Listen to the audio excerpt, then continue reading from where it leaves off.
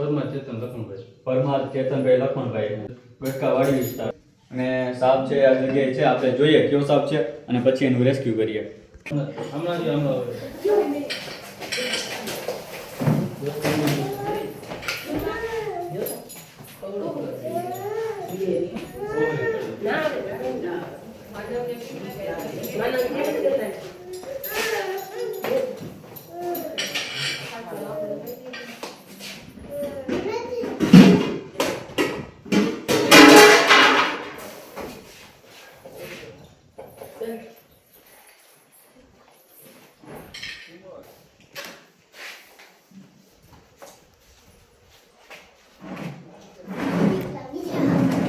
મિત્રો તમે જોઈ શકો છો કે એકદમ મોટો બધો 4-5 ફૂટનો સાપ છે અને એકદમ ડરાવનો સાપ છે.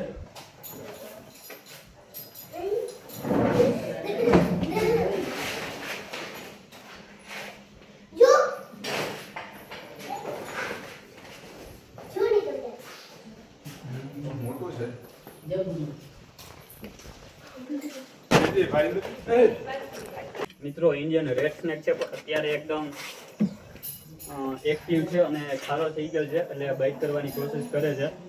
ધામણ સાપ છે, આની લંબાઈ કંઈક 6 થી 7 ફૂટની લંબાઈ છે. મિત્રો સાપ બિનઝેરી આવે છે, પણ એના બાઇટનો ડર હરેક વ્યક્તિને હોય છે અને એના બાઇટથી માણસ મૃત્યુ નથી પામતા, પણ શરીરને કોઈ પણ જાતની ઈજા પહોંચી શકે છે. માટે બિનઝેરી સાપના બાઇટથી બી આમ ડરવું ન જોઈએ, પણ સાવચેતી રાખવી જોઈએ. એટલે અમે એને બાઇટ નથી કરવા દેતા.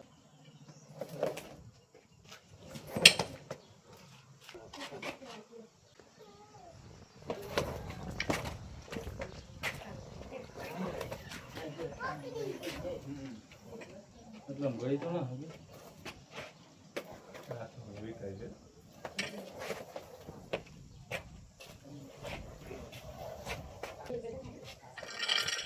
થોડી હૈદર કેવું કંઈક લઈ જાવ, કંઈક લાગે છે નહીં, કંઈક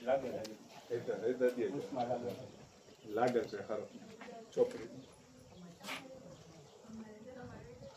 મિત્રો કોઈ પણ સાપ છે એને સપોર્ટ વગર કોઈ પણ દિવાલ કે છે એની ઉપર ચડી નહીં શકતા.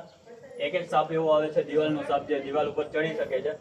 આ સાપ છે એ ક્યારેય કોઈ પણ જાતનો સપોર્ટ વગર દિવાલની ઉપર ચડી શકતા નથી. કેમ કે અત્યારે એકદમ ખૂબ જ એક્ટિવ છે, એટલે એનો અવાજ બી અત્યારે જો એ નીકાળે છે. ધામણ સાપનો અવાજ છે એ ક્યારેક એક સમય સંજોગે સાંભળવા મળતો હોય છે, તો તમે અત્યારે જોઈ શકો છો કે તે એનો અવાજ કઈ રીતે નીકાળે છે. તે કઈને બધું ખૂબ આપણે નજર મહિના આવે થમકે છે.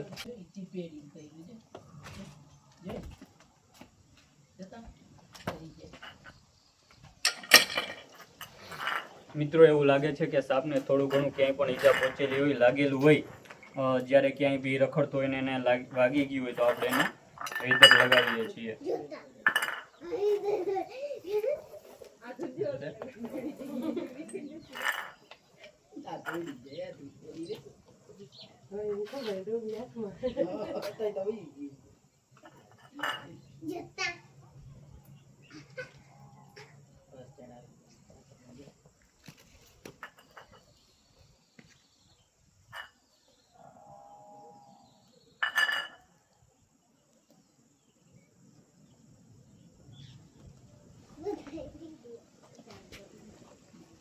મિત્રો ખરેખર સાપની પકડ છે આજે તમે જોઈ શકો છો કે જેમ આપણે ગાંઠ મારીએ છીએ એ રીતે ગાંઠ મારે છે કે એને છોડવી એ મુશ્કેલ છે નહીં, મુમકિન છે. જો તમે કાયમી માટેની નોલેજ, અનુભવ અને આના વિશેની જે નોલેજ છે એનાથી અમે રેસ્ક્યુ કરતા હોઈએ છીએ.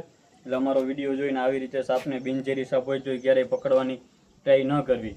ઝેરી હોય કે બિનઝેરી જ્યારે બાઇટ કરે છે, જ્યારે શરીરની અંદર જે ભય ઉત્પન્ન થાય છે એનાથી જ ફક્ત માણસ મરે છે, બાકી કોઈ પણ બિનઝેરી સાપ કરડવાના હિસાબે માણસ છે એ મરતા નથી. ચાલો આપણે એને પેક કરી દઈશું.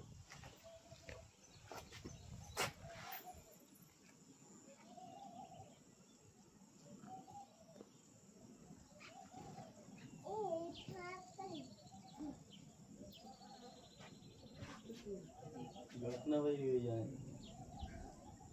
જો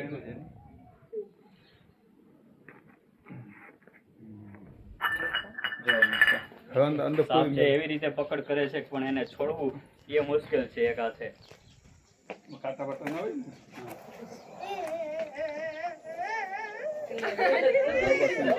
પકડી લેવાય બીજા 500 પી લે પછી ભાઈ ઓલે દિવાળીમાં હતું આપણે તમે ના ગયા સ્થિત પૂજ્યથી રવિવારે આમના ફ્લાવર ડૂબકી મારી નીકળી ગઈ. આમ તો જો કે અત્યારે વરસાદની સિઝન છે એટલે ક્યાંયથી બી પાણી પીએ જ લીધું હોય તો બી આપણે એકવાર એને આપણા હાથે પાણી પીવડાવી દઈએ.